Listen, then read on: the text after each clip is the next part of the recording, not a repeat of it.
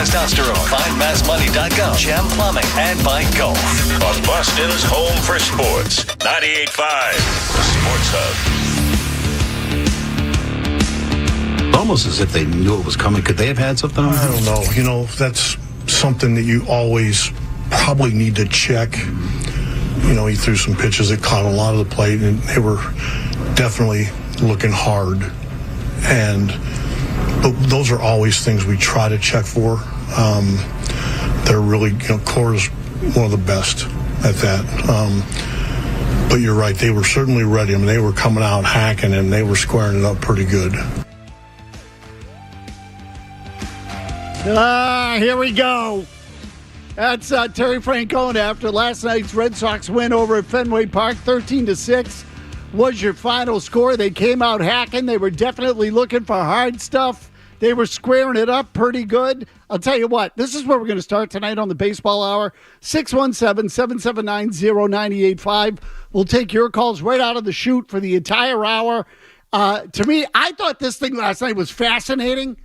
It's hard to hit a baseball even if you do know what's coming. I'm sorry. And let alone if you throw really hard. But what happened in the first inning last night, boy, it was hard to watch that and not think that the Red Sox knew exactly what was coming, because they did.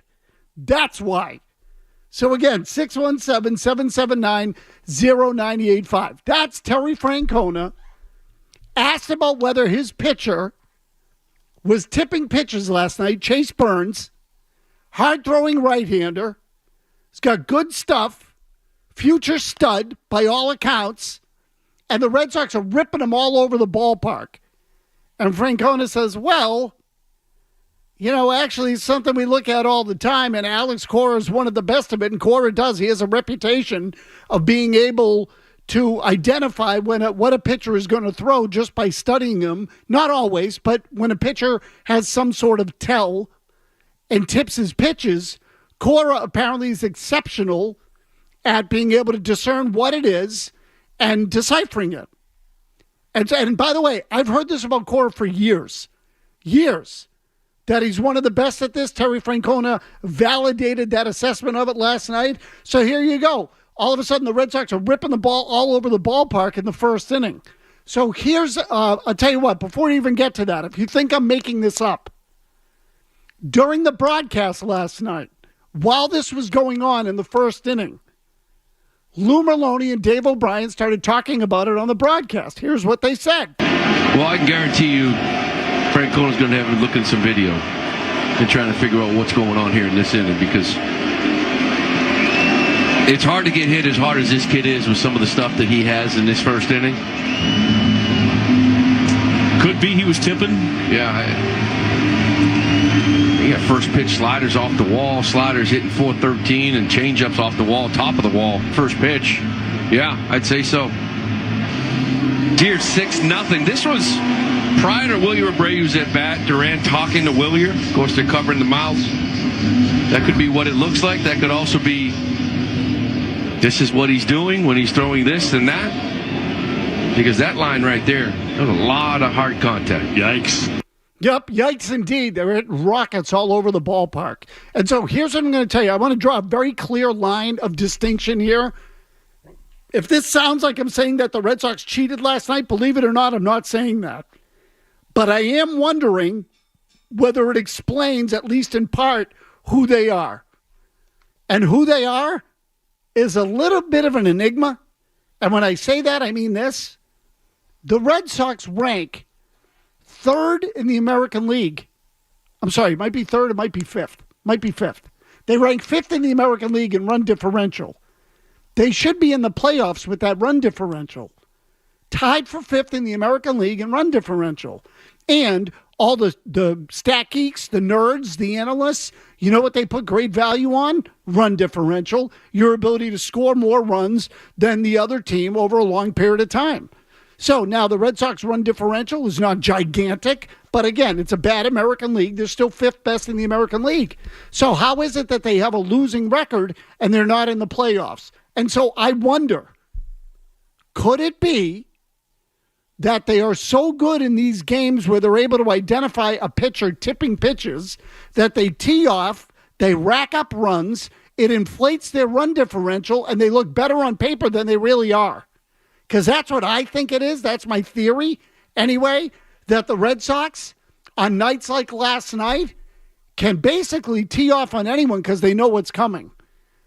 And their hitters, while limited, are able to tee off again when they know what's coming, which isn't all that easy to do. But nonetheless, so let me give you just some of the particulars.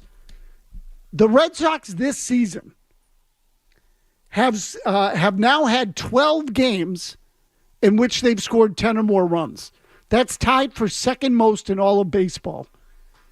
So as erratic or inconsistent as their offense has been, and we've talked all year long about strikeouts with runners in scoring position, not being able to move runners over, like they can't do the most basic fundamental things when it comes to advancing runners and scoring runs, particularly in key situations. They can't do it. And then last night, they go up hacking, swinging at pitches early in the count, hitting rockets all over the ballpark. It just doesn't add up. And I know that, you could sit here and say, well, yeah, that's baseball. Last night, they clearly knew something. So again, 10 or more runs, 12 times. Second in all of baseball to only the Chicago Cubs. And of those 12 games, which all are wins, they've won all 12.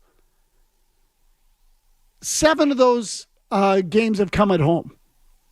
Now, again, 5 are on the road, so that's not a dramatic difference. But, I don't know, maybe there's something about playing at home that they're able to see something more clearly, or who knows what. I'm just saying. But I look at it and I say, it doesn't add up. So, for example, there was one stretch of the first inning last night where Chase Burns threw 12 pitches and there was only one swing and miss. And this is a guy with swing and miss stuff. And on those 12 pitches, the sequence went strike looking, strike swinging, and then single, double, a ball, ground out, a foul ball, double, a ball, home run, strike looking, double, single. So there was a stretch of 6 straight swings where contact was made. 6 straight swings. And of those, 5 were hits. And they were rockets. So overall, the Red Sox swung at 8 of those 12 pitches. There was only one swing and miss, as I said. A single, 3 doubles, and a homer. And this is a team, the Red Sox, that ranks second in the American League in strikeouts. So a team that strikes out a lot, facing the strikeout pitcher, and all of a sudden they're hitting rockets all over the ballpark, making contact and hard contact on everything in the first inning and swinging early in the count. Nobody got fooled. There's also this. For the night, the Red Sox went 6 for 14 with runners in scoring position. Now, the bulk of that took place in the first inning. The game was decided in the first inning. In the first inning, the Red Sox went 4 for 5 with runners in scoring position and did not strike out once. And again, this is a team that ranks 19th in the majors in batting average with runners in scoring position. 19th. They went 4 for 5, which is an 800 average, and they did not strike out. They had one swing and miss in the inning, and it's a team with runners in scoring position that strikes out more than any team in baseball. How the hell do you explain that other than the fact that they knew what was coming? Now again, you saying they're cheating? No, not exactly. What I'm saying is that how many of these games have they had?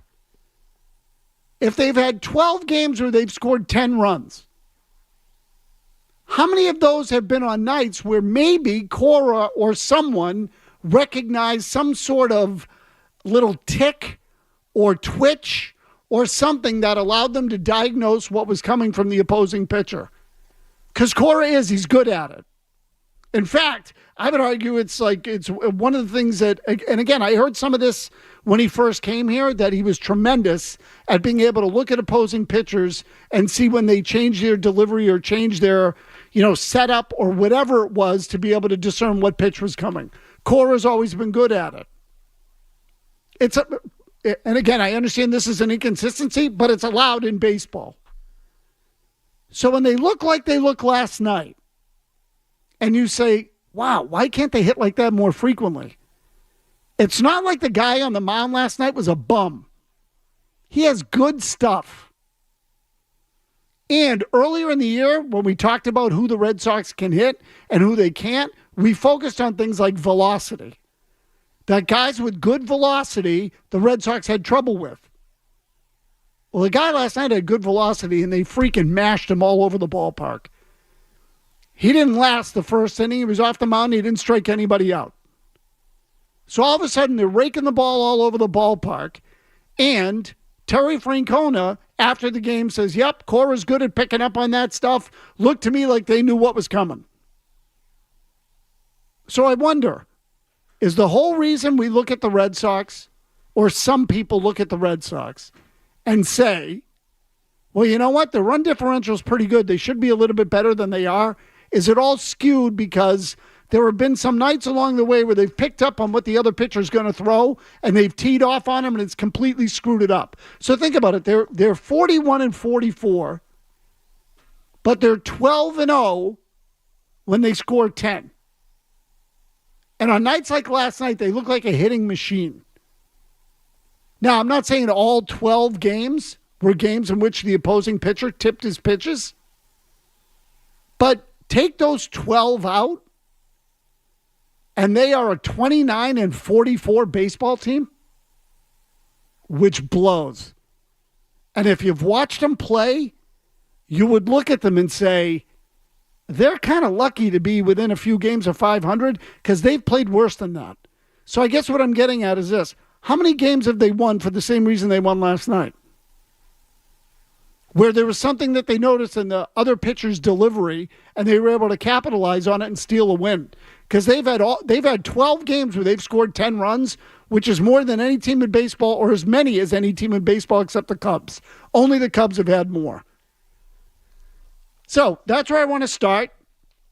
We'll get to a couple of other things as well in the program, but that is the primary focus here tonight on the Baseball Hour. We'll give away a Gulf gas card a little bit later as well. 617-779-0985 tonight on the Baseball Hour.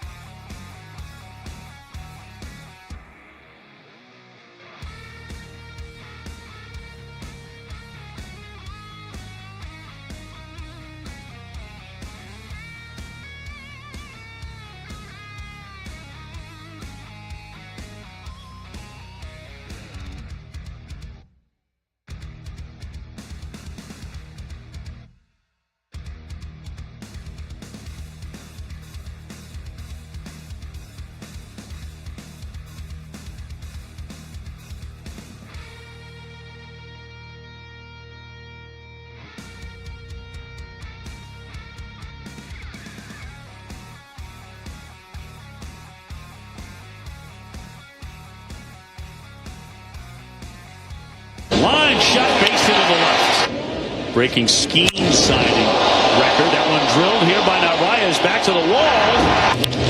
That one driven to center field deep. Friedl's racing back, turning around. She's gone! A shot up the middle, base hit.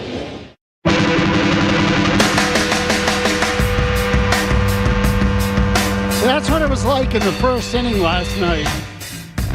And believe me when I tell you that is pretty much what it sounded like. There weren't many pitches in between.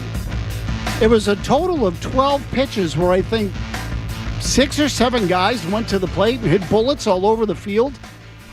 It took 12 pitches to get through the first 2 hitters of the game. That was Duran and Roman Anthony. And then the next 7 guys, I think, or maybe 6, took 12 pitches total and hit rockets all over the ballpark. And I will tell you, I was obviously doing the show here last night, so I get out of here at 7 o'clock. I heard it on the radio.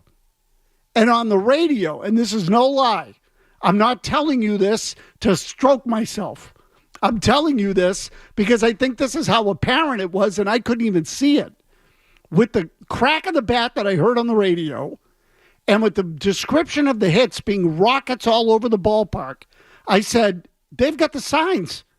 They know what's coming. They're hitting all these bullets all over the ballpark. And in fact, it wasn't long before the radio team, as Will Fleming and Will Middlebrooks last night, they started saying, well, what's going on here? They went up there hacking at first pitches and hitting bullets all over the ballpark. So the Red Sox clearly knew what was coming. Jimmy, you haven't seen anything, Jimmy or Kevin, you haven't seen anything from out of the ballpark about Cora talking about tipping pitches and whether we knew? Did the Red Sox own up to it? I have not seen quotes to that effect. Okay, just curious. Again, I don't know, maybe Thomas could try to take a peek for it, or I should probably try to do it myself here as well. I'm just wondering if anybody asked the Red Sox about it themselves and whether they owned up to the fact that they knew what was coming. I don't know whether or not. Probably not, because then Cora wouldn't talk to them the rest of the media session. So he'd get antsy about it. But again, Jimmy, this part of it, and not to being able to pick up on a team tipping pitches is not illegal. It's and I know it's a fine line, and it's not cheating. Just about every team does it or has someone that can do it or who's pretty good at it, and sometimes you pick it up, sometimes you don't. I would say the majority of the time you don't. But if the other guy is telegraphing his pitches, that's his problem. Where you get into an issue is when you start stealing signs and doing things that, again, break the code or deemed unethical. If a coach or an infielder is giving away signs, or a base runner rather is giving away signs, and the hitter can see it, so he's telling him what's coming, or even if the batter himself peeks to see where the catcher is set up. Years ago, it used to be that you'd get a fastball right in the ass. Now, I'm not sure how much of it goes on. Obviously, they put in PitchCom. So is there a way to tap into that? I have no idea. But the point is, if someone is aiding the batter, it's generally frowned upon. If the pitcher is giving it away and the other team knows it, it's on the pitcher. So just something to consider. I'm just telling you, I wonder if it explains why the Red Sox have the run differential they have in all these high-scoring games, and yet they have a losing record. And I wonder, I don't know, have there been a half dozen occasions in the span of 85 games where Cora has looked at the other pitcher and been able to know what he's going to throw, passes it on to his players, and those are the nights they score? They're 12-0 in those games. Most teams, when they score that much, are going to win. The Red Sox score that much, and then the rest of the time really don't score much at all. That's what makes it unusual. So the Yankees have 12 games, I think, where they've scored 10 runs. The Yankees early in the year were hitting home runs up and down the lineup. I don't know. The Red Sox have really done that all year. They just have these singular outbursts, and then they kind of dry up again. It's happened over and over and over. Matt is in Rhode Island. Matt, what do you got? Yeah, it's going to be interesting to see what happens tonight. People are probably going to get plunked. But I was listening yesterday, and Craig Breslow was explaining the trade psychology, as opposed to when they traded Devers as opposed to the trade deadline. So this really aggravates me, okay? Last year, they traded Nick York, who I'm not saying was going to do anything, but a well-known prospect, for Quinn Priester, 24-year-old. Great. Last game of the year. 1 run, 3 hits, 5 innings. Great. So how do you go from trading for a guy and your talent evaluation scale is like, no, well, ship him off to Milwaukee where he's been so solid? Again, not saying he's going to win the Cy Young, but sure as hell could use him here. How does that work? Yeah, so, Matt, look, this is one of those where I say if you're John Henry, this is probably one that bugs you as much as anything, or even, I'll even say Craig Breslow. So the whole idea now is everybody wants chief baseball officers or general managers. Everybody wants players like that or executives like that who can identify players in other organizations who might have untapped potential. Okay, so again, the way Craig Breslow phrased it not too long ago was we acquired a guy who we think has a development opportunity. It's the name of the guy, the pitcher they got from the Giants. The lefty. Harrison, I got to find it. I can't keep them all straight. Kyle Harrison, is that the lefty that the Red Sox have got from the Giants? So he's a guy with a big arm that the Red Sox think has potential, and there's a quote-unquote development opportunity. That's the reason they acquired him. That they can tap into something that another organization couldn't. Well, that's what Quinn Priester was. So the Red Sox traded Nick York for Quinn Priester. He came here, as the caller said, he pitched well in the regular season finale. Then they kind of buried him, and they moved on and traded him. I think they got a first-round pick in that deal as well. But now Priester has gone to Milwaukee, and he's 6-2 with an ERA in the low threes, and in his last outing struck out 11 guys. So how is it that the Milwaukee Brewers were able to grab that guy, get something out of him in the big leagues right away, identified it, put him in games, and got the production, and the Red Sox don't? The Red Sox traded him away for a draft pick. Now, look, it might end up being a good deal. They might get something out of the pick. They might get something out of the outfielder that they acquired, although he's hit 190 in the minor leagues since they picked him up. But whatever. The pick was really the primary get. But how is it that Quinn Priester then goes to Milwaukee and turns into a good major league pitcher, even if it's for just a fraction of the season, and the Red Sox can't seem to do that with anybody? So I would be looking at that and saying, what are we doing wrong? Why is it the Tampa Bay Rays can pluck all these guys out of nowhere, putting them in their pitching system, and all of a sudden have guys pumping 95, 90, 98 miles an hour in there and turning, squeezing water from a stone, and the Red Sox can't do it?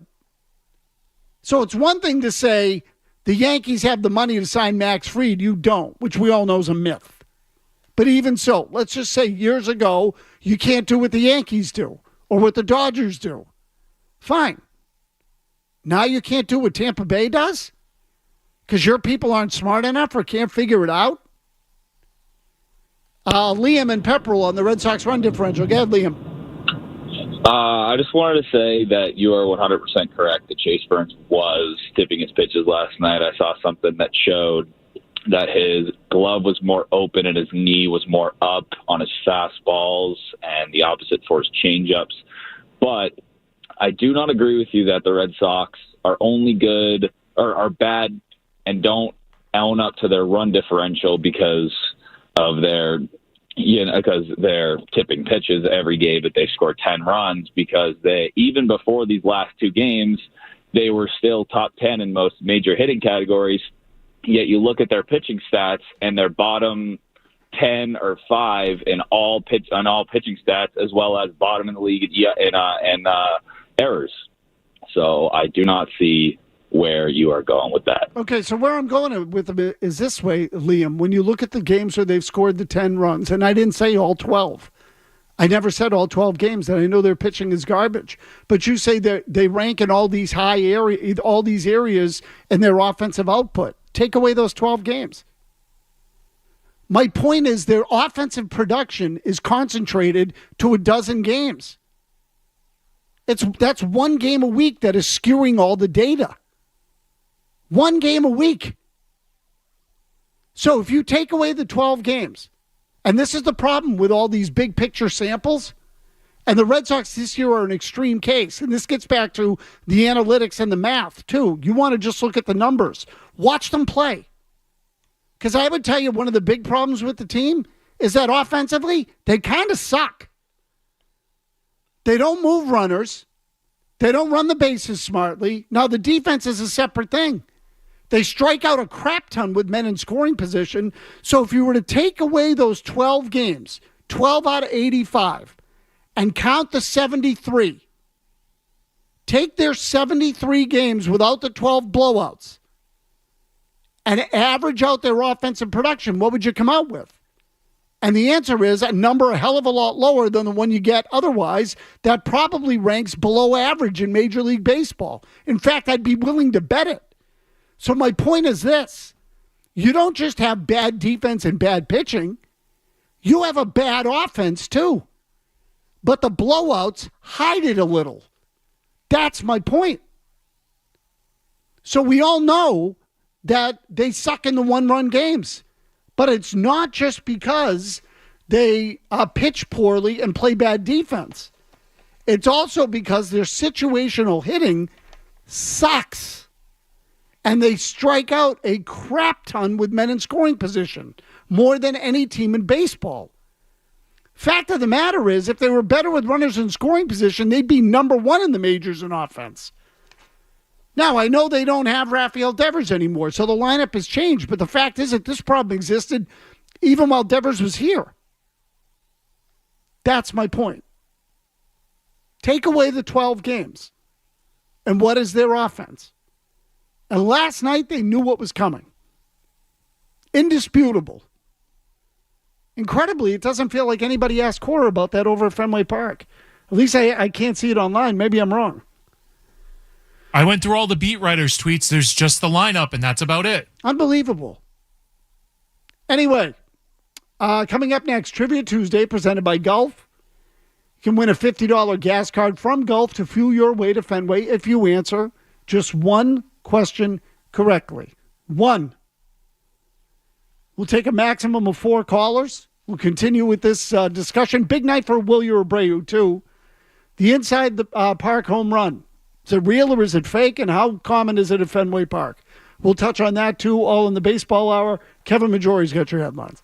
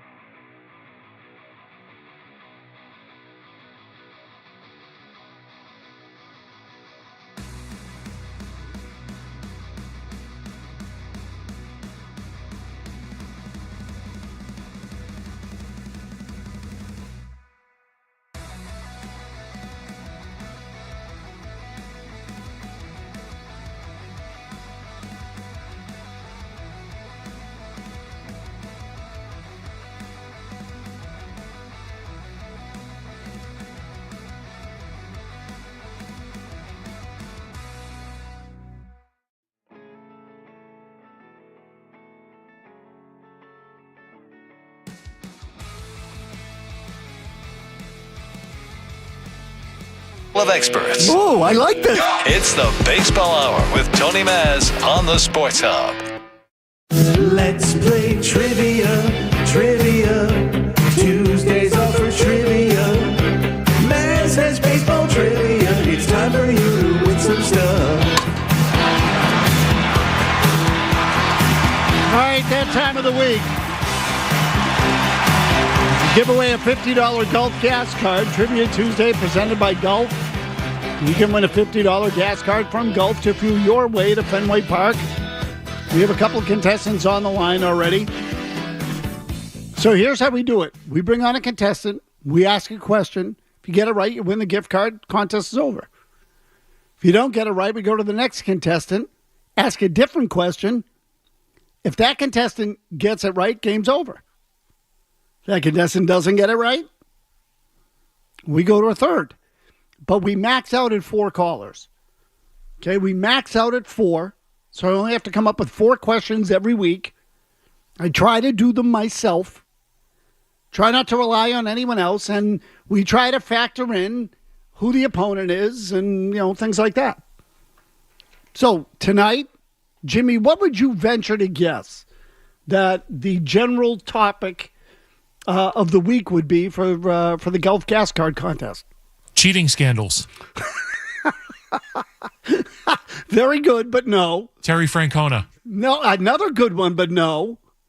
The 75 World Series with the Reds and the Red Sox. Oh, very good, Jimmy. Very good. We're leaning more towards the Cincinnati Reds is what we're going to do. So where the hell did I put these trivia questions? I think I may have mistakenly closed out the file. So, so you're going to need to give me a half second here while I punch these babies back up. Okay, I got them. Let's bring in, and again, you'll be on the clock, okay? Because the whole idea is I don't want you fidgeting around on your phone looking for the answer because that's cheating. So there is some integrity involved in this. Obviously, we want to give away the gift card. You can fill your tank of gas. But at the same time, we'd like it to be on the level. So let's bring in our first caller here. Rich is in Georgetown. Rich, you there? Hey, man. Okay, here we go. Carlton Fisk won Game 6 of the 1975 World Series with a home run that hit the left field foul pole in the 12th inning to force a Game 7. Who allowed the home run?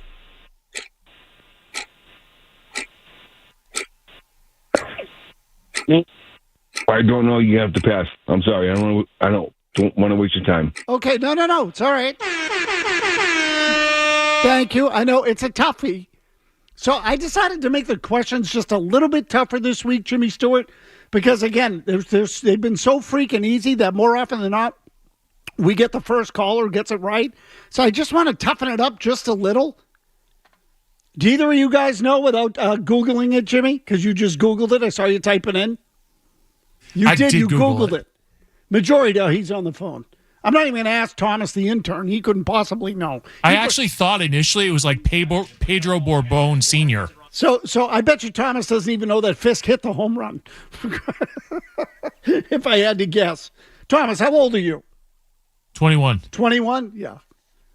So again, he wasn't even alive to see 04. The answer is Pat Darcy. Pat Darcy, who then spiked his glove on the mound because he knew it right away. Okay, let's go to the next caller. That's Warren in Wilmington, I believe, Jimmy, right? So, Warren, are you there? I'm right here. Okay, I'm not going to ask you the same question because I don't want you to be able to cheat. So here's the next question. After winning the World Series in both 1975 and 1976, the Reds won 2 in a row. They were known as the Big Red Machine. They acquired this future Hall of Famer in a 1977 trade with the New York Mets. Name him. Tom Seaver. Tom Seaver is correct. All right, there you go. Very good. Warren, stay on the line. We'll get your information there. I wasn't sure how many people would remember that Seaver pitched for the Reds. He came over to Cincinnati, pitched extremely well, but they didn't win the World Series in 77. I'm trying to remember. The 77 was the Yankees, I believe. I think the Yankees won in 77 and 78. There were The Reds went back-to-back 75-76. The Yankees went back-to-back 77-78. Just so you know. Still something the Red Sox haven't done, by the way, is go back-to-back. So get back to your calls now, 617-779-0985. John is in Drake on the Red Sox run differential minus the 12 blowouts. So, Gad, what do you got for me, John? All right, Anthony. So far this year, the Red Sox have scored 412 runs. 153 have come in those 12 blowouts. That's an average of 13. In the other 74 games... Hold on. Slow down 1 second. So in the 12 wins, they've averaged 13 runs? Right, because they go past 10 or more each game. There was a 19 in there and 15 and so forth. So 153 runs in 12 games, which is a 13 run per game average. Now, in the other 74 games where they're 30 and 44 record-wise, 259 runs scored. That's 3.5 runs per game, which obviously with that pitching staff, you're not going to win many games. You know what, Tony? It kind of reminds me a little bit of the 2021 Patriots. Remember they were sixth in the league in points scored, but they scored 104 points in 2 games, one against the Jets, one against the Jaguars. It's like hollow calories, and certainly that's been the case with the Red Sox this year. Well, so, John, this is my point, and this is exactly what I was getting at with the Red Sox, and I was trying to explain to the previous caller. So he just did the math for us. In those 12 blowout wins, they're averaging 13 runs a game. So you tell me, is it a good offense when in the other 74 games, they're averaging 3.5 runs? And, you know, the caller, so I'll tell you what, let me call up. I'll tell you where they rank overall in Major League Baseball. And you tell me whether it is a fair representation of who they are, because I don't think it is. I think, you know, with that type of golf, they would call it dispersion. It's a question of how consistent you are. And I would tell you that the 3.5 is a far more accurate representation of the Red Sox offense this year than obviously the number that you would come up with if you included those 12 blowouts. I think those 12 blowouts just really skew the data. And I know the Red Sox have won all those games, but I think they, overall, the Red Sox rank 6th in the major leagues in runs scored. But if you take that number down by eliminating those blowouts, in 74 out of the 86 games, they're averaging 3.5 runs a contest. I mean, that's nowhere near good enough. And so now this part is me being a wise ass. Because the Red Sox have had 12 such games where they scored 10 runs. The only team with more is the Cubs. That's 14. So you want to tell me that the Cubs offense is a little skewed? I would argue probably. Yes. But the Cubs are also, for the most part, a better team than you. So overall on the season, the Cubs are 14 games over 500. Their run differential is 104. So the point being is that even without those, I think they have 14 wins, 14 games with 10 runs. You take those away, the Cubs are at worst still a 500 team. You take the Red Sox 12 away, and they're 14 games under. It's a massive difference. Massive. So, I think the offense is part of the problem on this team. I think what you saw last night was an aberration because the opposing pitcher was tipping the pitches. Now, does that mean that all 12 of those games are an aberration? No, it doesn't. But you tell me, how many times has the opposing pitcher tipped pitches this year and Cora picked it up? Because as Terry Francona told us last night, Cora's good at it. So Cora can identify it. And the Red Sox have had some games where they've jumped on pitchers in the first inning. Of course, the Red Sox have had their share of problems on this the other way around, too. But you get the idea. There are some opponents in some games where they've been all over the guy. So of those 12, let's say it's 4 or 5, not even half. It still dramatically alters their run differential and what they are in the bigger picture. And I mean what they are offensively. I don't mean what they are overall. We know what that is based on the wins and losses. And I come back to the same thing. I've asked this question all year, and nobody's answered it. What are the Red Sox good at? And we can be wise asses here and say they're good at sucking. But you know what I mean? What part of the game are they good at? Pitching? Nope. Hitting? Nope. Defense? Nope. Base running? Bullpen? Nope. Not as bad as some of the other areas. Still not good. The answer is they're not good at anything. They're lucky to be within 3 games of 500 because they have had a few games, relatively speaking, 12 out of 85. What's that? Like 1/7? 1/7 of their games. 1 game a week on average. They smack the opponent around. The rest of the time they suck. 1 game a week is 14.3% of the time. So 85, almost 86% of the time they suck. And we're going to call them average? Sorry, no good. We'll wrap it up when we come back, and we will get to Willie Abreu's night because it was historic last night at Fenway Park. This is the Baseball Hour on the Sports Hub.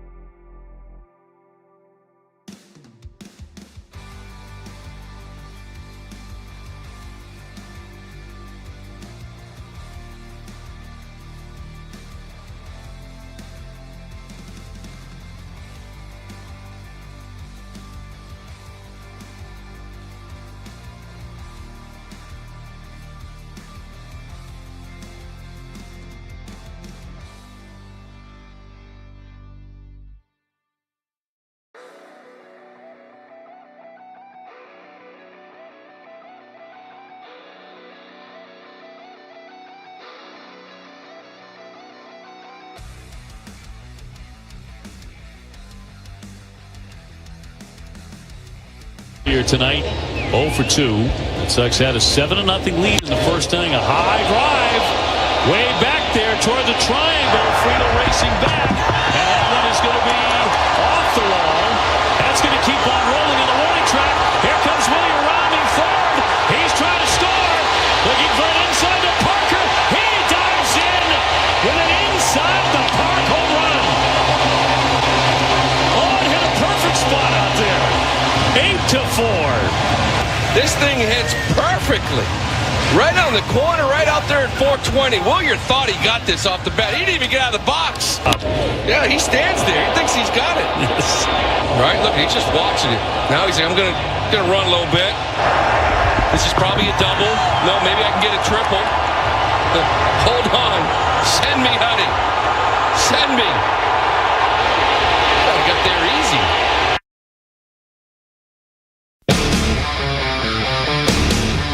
Okay, two things quickly before we let you go for the night.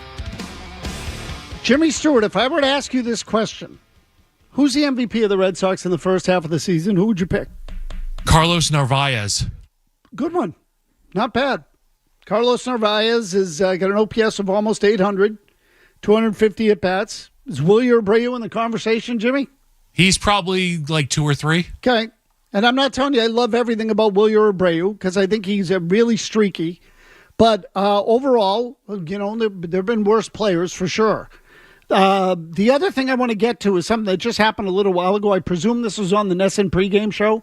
Oh, it was. Craig Breslow made his weekly appearance and was asked about the trading deadline. Maybe we'll get more into this tomorrow on this show. Also, Felger and Maz. Jared Carabas, by the way, will be in with us tomorrow night on the Baseball Hour, as usual. Despite the 4th of July, he will be here. So, and I say the 4th of July, obviously, later in the week. A lot of people shut it down.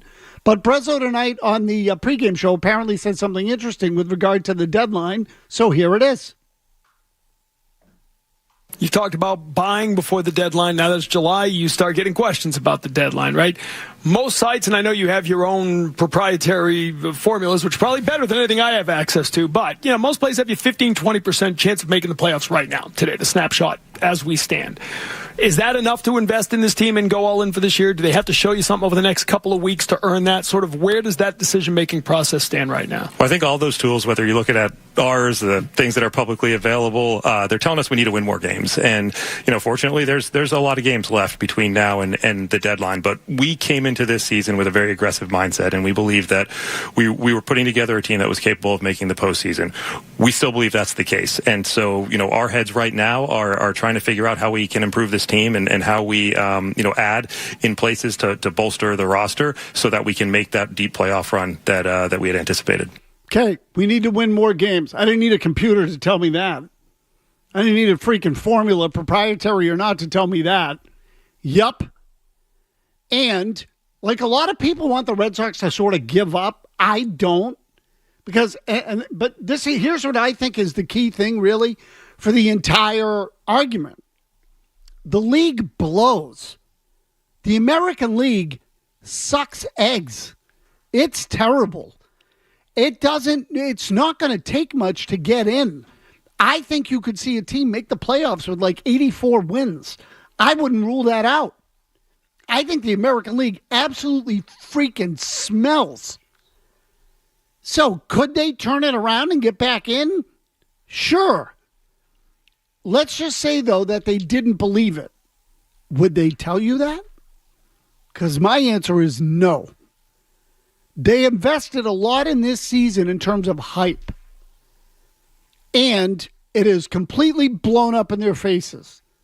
So if they get Bregman back, they add some starting pitching, and some of the young guys actually start to play better, could they be decent at the end of the year? Maybe. I'm not saying yes. I wouldn't rule it out because the league, again, blows. But maybe we'll get more into that tomorrow. I'll have a chance to have listened to all of Craig Breslow by then. Anyway, Majority's got your headlines. Who's in for Joey and Georgie? Alex Barth and George Bilecki. Oh, George, are you hosting? I'm sorry. I thought, Alex, are you hosting? I'm hosting. Yep. Oh, all right. Tony, Alex, Tony. Nice to meet you guys. No, so I was looking at mine because I ran into George in the hallway, and he told me he was on the show. I thought he was hosting. Well, he's making a Sports Hub debut, but he's going to be in your chair. Okay, so you're hosting. I'm hosting. Okay, so Alex Barth is hosting. And George is just entering the chat. Okay, I got very confused. I saw George in the hallway. I thought he was hosting tonight. I get very confused. I didn't know why Barth was Maybe we'll have him there. do a segment or two. We'll see how it goes. Okay, so anyway, majority's got your headlines. We'll catch you tomorrow.